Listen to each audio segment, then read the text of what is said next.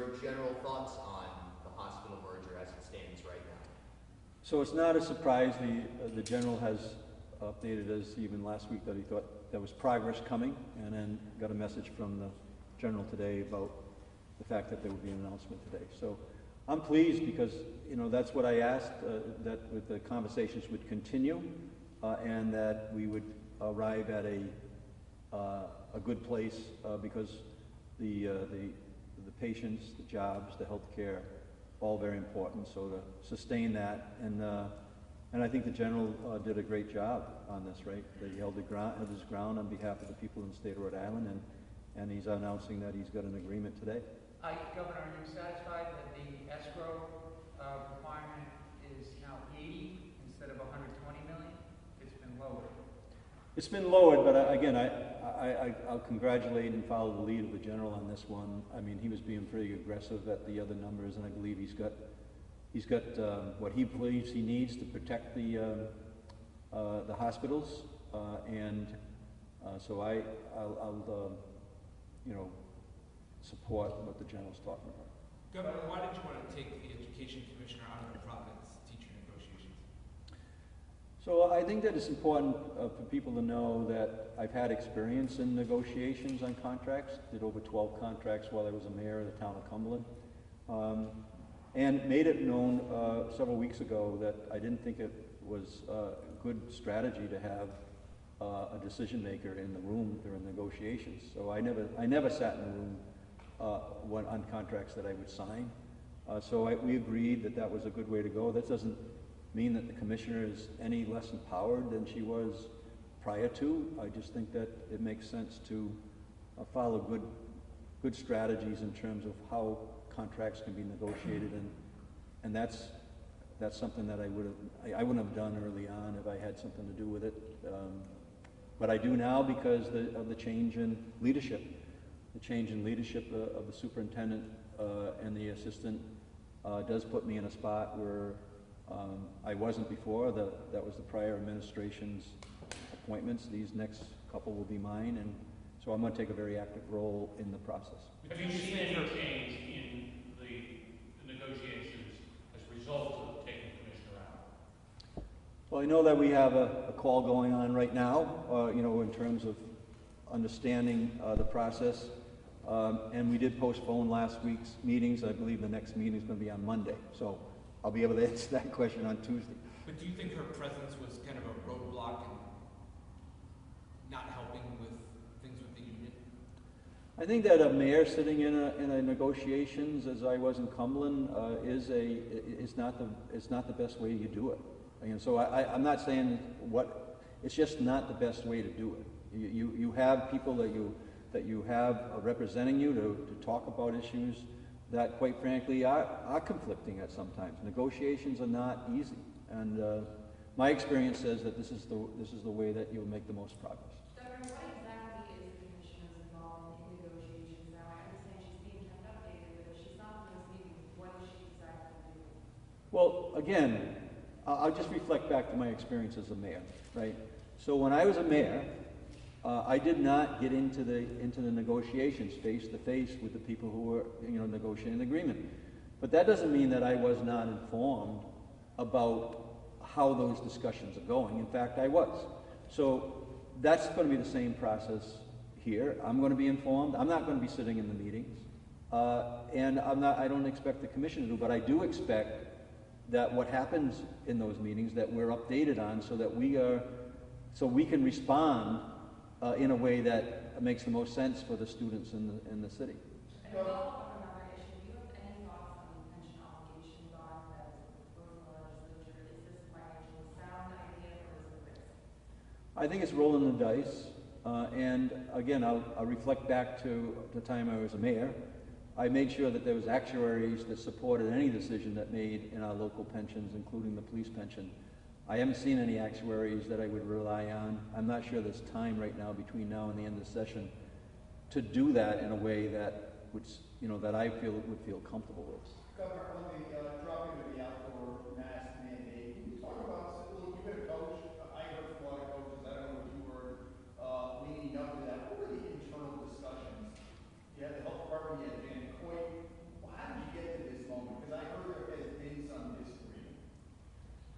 Yeah, so I think that we're again, this incremental flexibility that I believe that we've shown to be making sure that we're not going too far, but not you know, going far enough.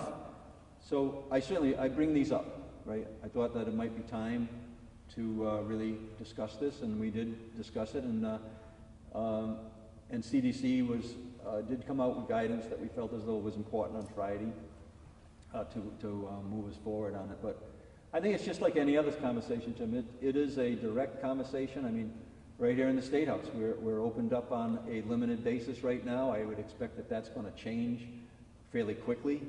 But we're going to take it one step at a time, and then we're going to do what's in the best interest of the people that we serve.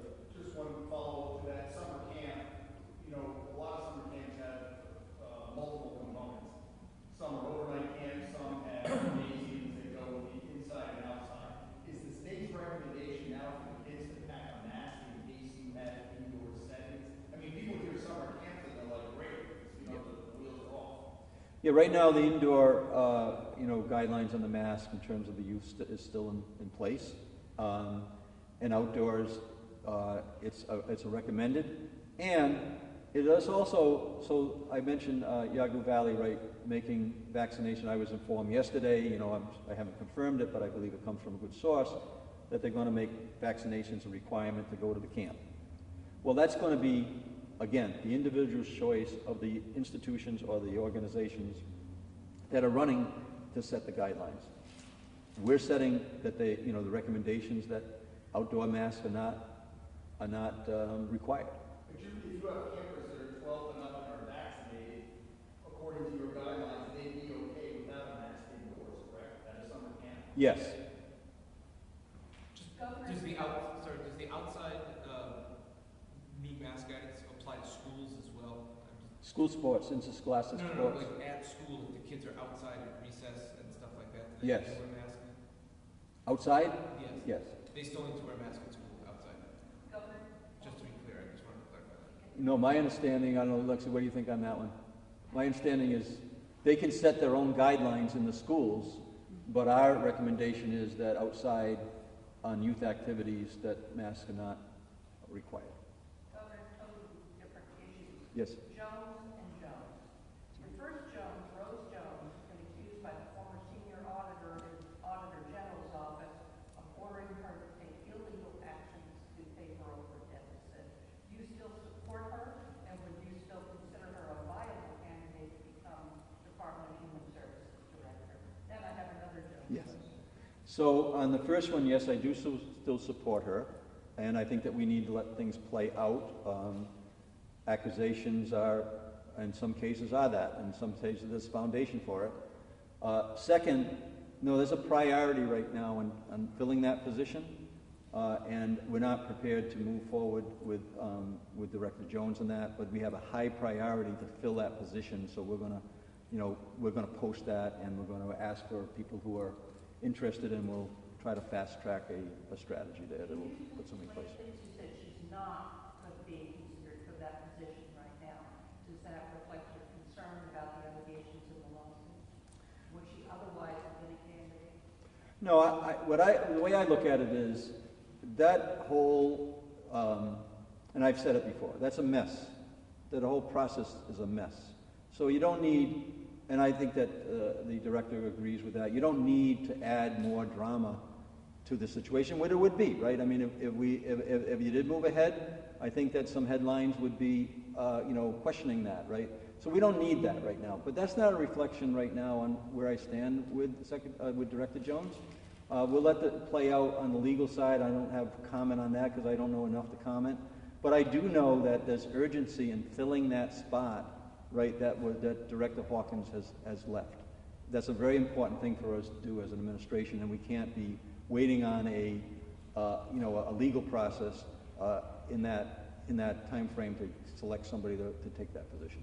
My other Jones question has to do with your Director of Executive Office of Health and Human Services, who went to a hearing on the Senate side last week on the day that it became public that all of a sudden the number of psychiatric patients has exploded from 2% to 58% at Zambarano, a medical facility,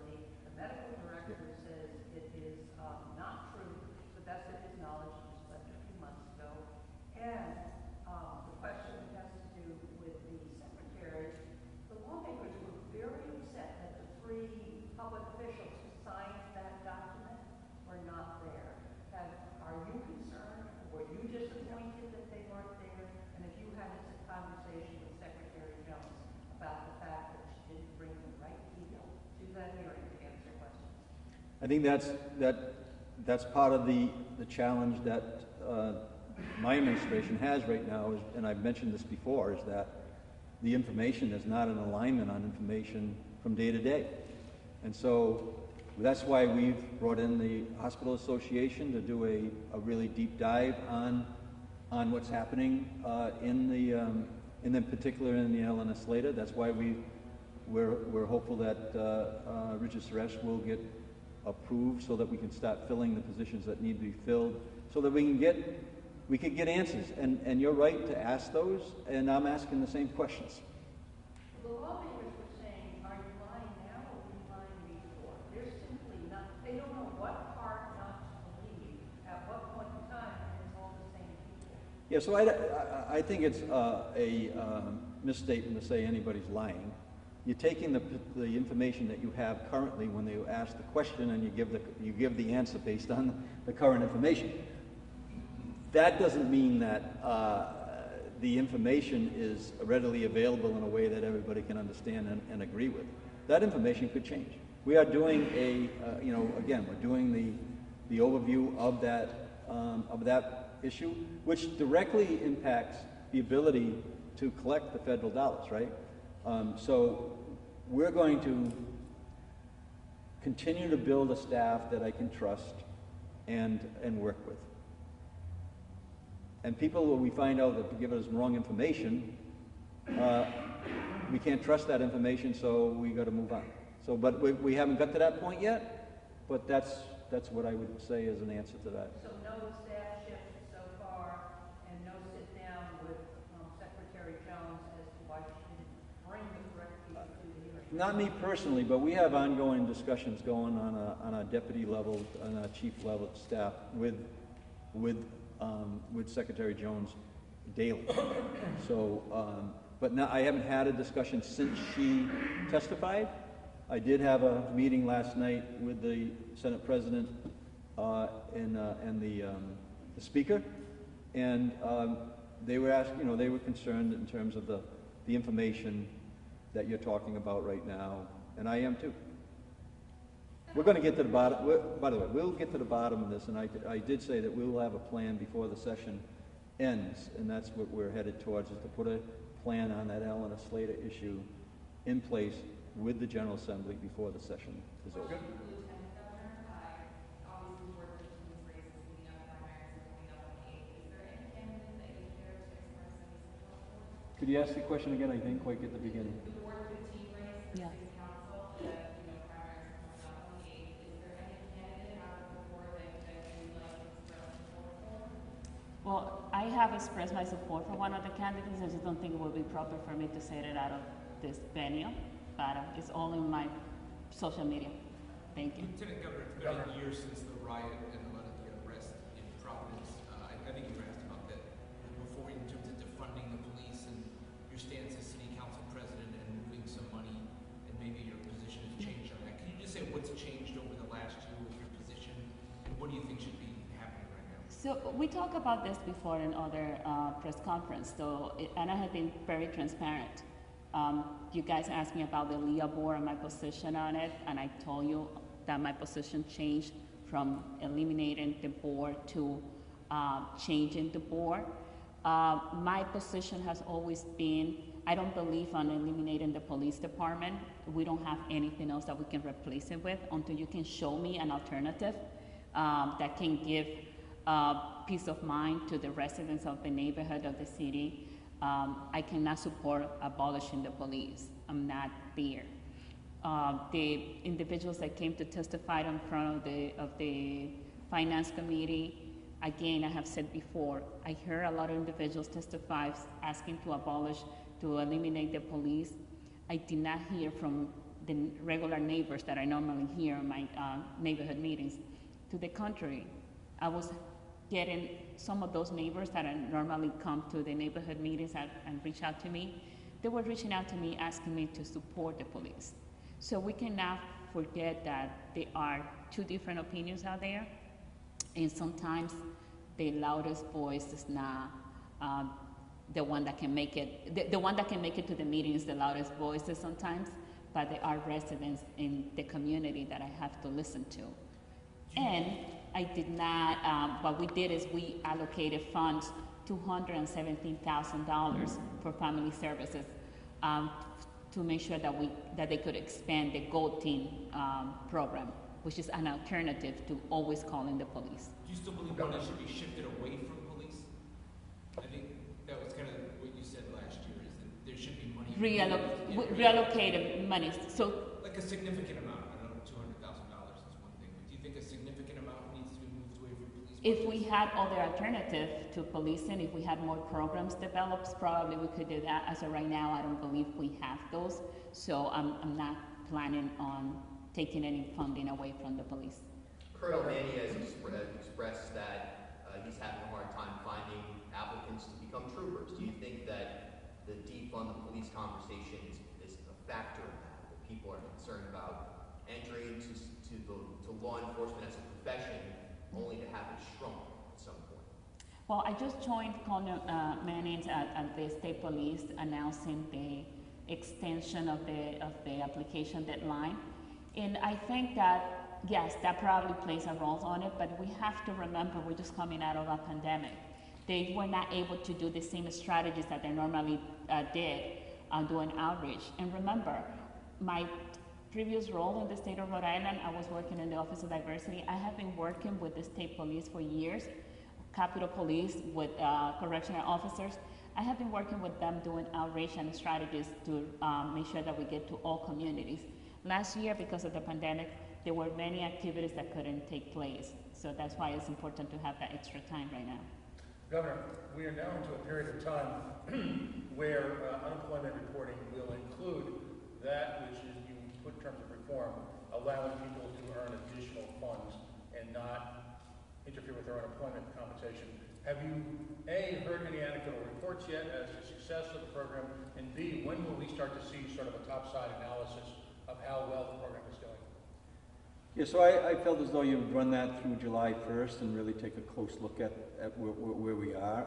And I know that I met with Matt Weldon, our director, last week to talk about what we need to do to make sure people understand how it works. We'll be reaching out to business owners, and also the Hospitality Association is meeting with Matt, I think today or tomorrow. So we're going to be very aggressive at this, because now there's 24 states in the country that are going to cut off the benefit. I don't think that's, I think you need to give this a really an effort to keep the money in the state, keep the families as much income as you can. And we're not just going to sit back and just say, oh, let it take its own course. We're going to guide it, and then we're going to evaluate at each stage on a regular weekly basis where we are. But we expect that several thousand people are going to be able to take advantage of that based on what I talked to the director about last week. Governor, have you started to see or formulate any concrete ideas as to the use of the next round of stimulus money? Yeah, that's a really good question, and it's been a topic of conversation with the Speaker and the Senate President, where one is we're going to follow, normal process of putting plans in front of the General Assembly for approval, and so I've been public about that, but I figured I would state it again. And then also we have regular meetings. I had one yesterday around 3 o'clock, an update on how the state could potentially use the funds. Interestingly enough, right now the guidelines federally are not completely done, and the word that I got yesterday was that they don't expect to have full rules in place until the fall. So we got to be, we want to be quick, but not in a hurry. We want to make sure that the dollars that we spend are complying, and we're getting more and more information on that. And I think that what I would like to see, and we'll work with the General Assembly on, is something that would be considered a recovery, an economic recovery strategy for the summer, and hopefully we're going to be able to get something done in this session that could bring a substantial amount of dollars into the flow as we reopen, and in multiple different areas. So we'll see how that goes should have more information before the session's done, and probably after the budget is approved potentially. So just in conclusion, you're looking at this as sort of a budget within a budget? Yeah, I'm not sure, we haven't hammered out the process yet, right? Which we're still in extraordinary times here, so there's no playbook for this. But we are working our way through, and I think that I know that we have a good meeting of the minds to use those dollars to benefit the state in the best way we can. And we have spent several hours in terms of the ways that we would do that, and whether it was an economic recovery for our small businesses or our families or our child care issues or all those things that have really been impacted in a serious way over the last year. Those are actually standards that the current requirements actually spell out and very clear that people who have impacted very negatively and strongly in that direction are a priority in the way that we can spend the money. We just don't have the total terms and conditions yet. Governor, last question. Are you aware that a conservative right-wing organization got injunctive relief against the federal government for the dissemination of the restaurant emergency funds this past Friday, particularly on the basis of early funds being prioritized for ethnic groups, that type of thing? I don't know. I don't know that. Okay. Yeah. Governor, where do things stand with the marijuana legislation? Yeah, so I'm very comfortable with what we have presented in our budget for many reasons, including the way that it would be managed out of DBR and highlighting an equity piece there that I think is important.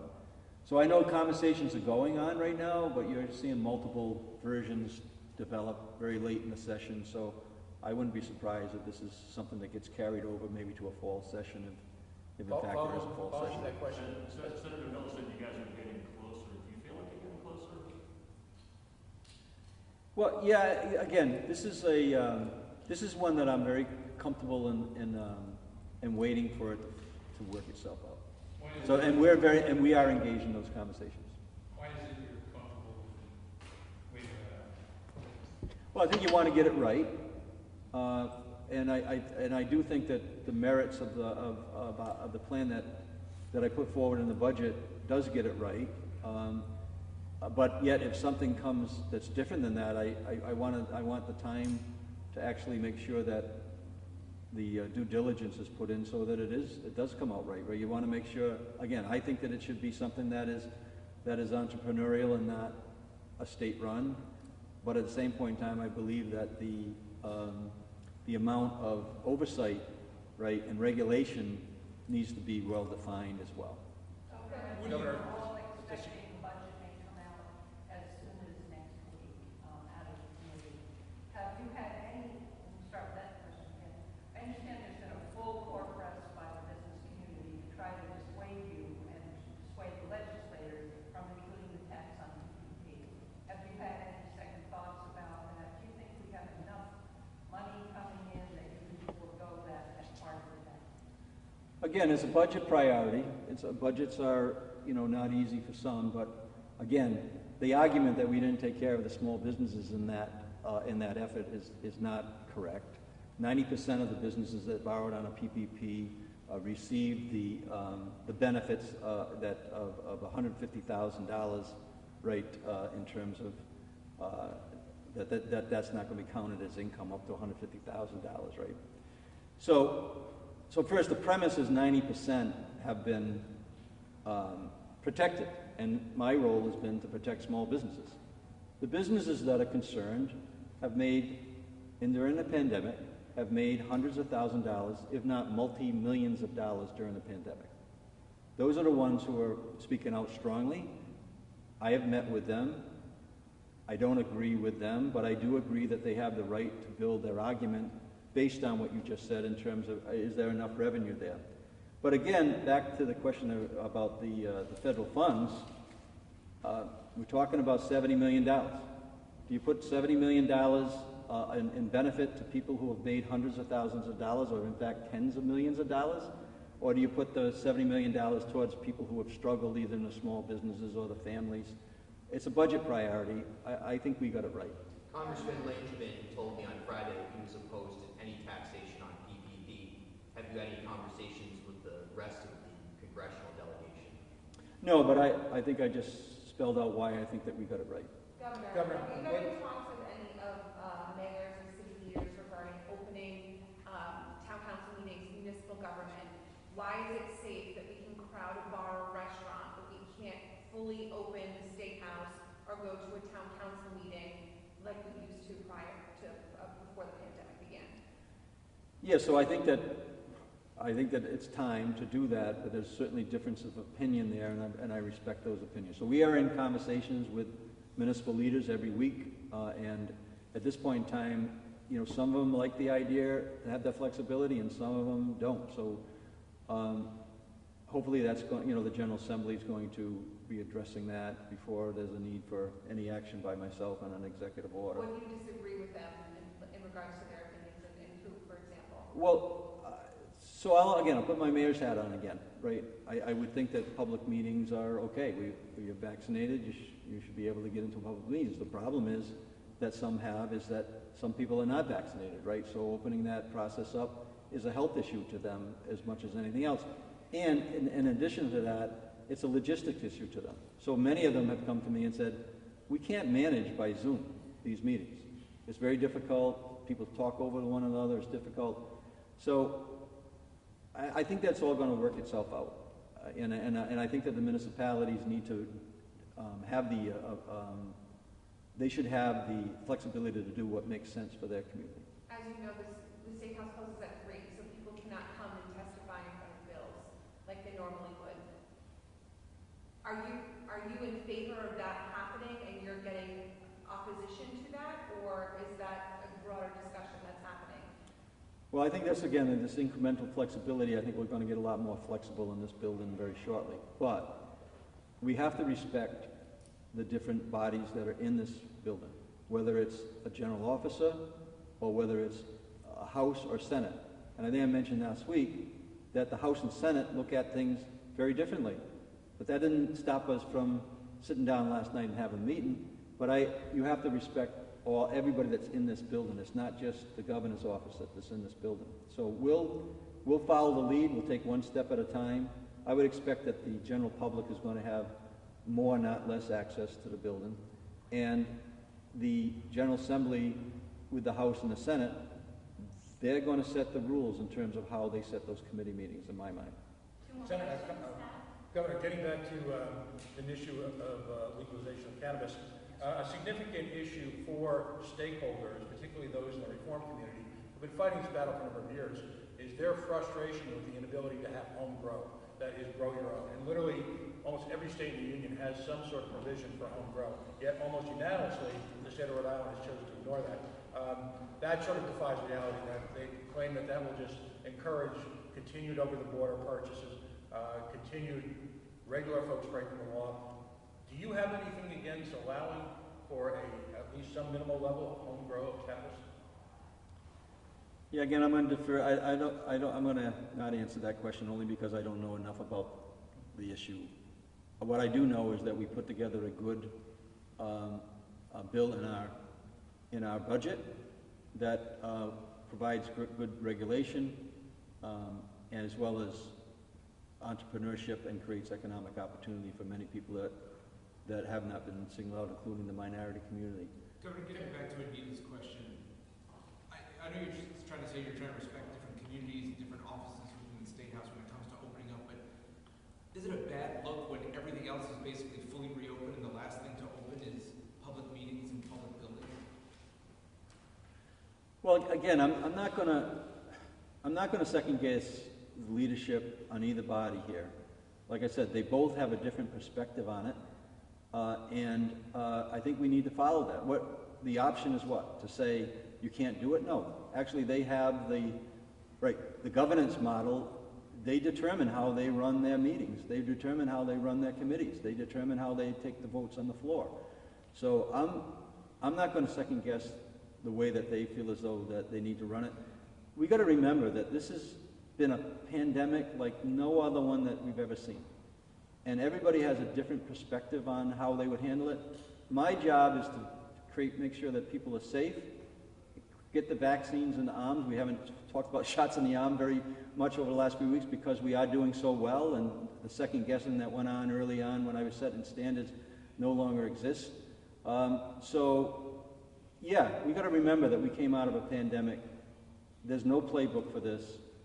Safety is the top priority, as well as getting our economy open, getting our schools open. But the governor, or your predecessor would have us believe, controls this building.